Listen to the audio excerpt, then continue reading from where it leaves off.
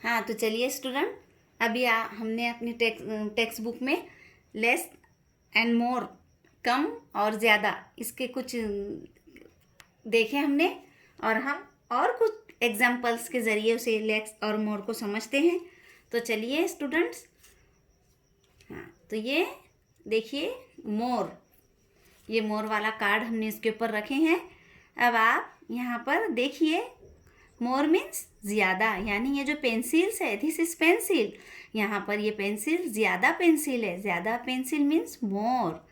ये देखिए less, less pencil, कम, कम है और ये ज़्यादा है। देखिए स्टूडेंट, ये हमने अभी अभी इसको समझे हैं एग्जाम्पल के ज़रिए, और अभी हम हमारा कुछ दूसरे एक्टिविटीज़ और लेते हैं। ये स्टूडेंट्स, ये हमने 2 बॉल्स में सीड्स रखे हैं, यानी बीज।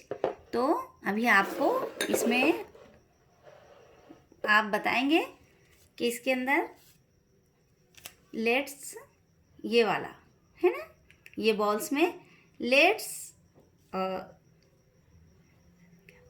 और इस बॉल्स में मोर सीड्स है। देखिए स्टूडेंट, आप भी इस तरह से अपने घर में ये एक्टिविटीज़ को कीजिए।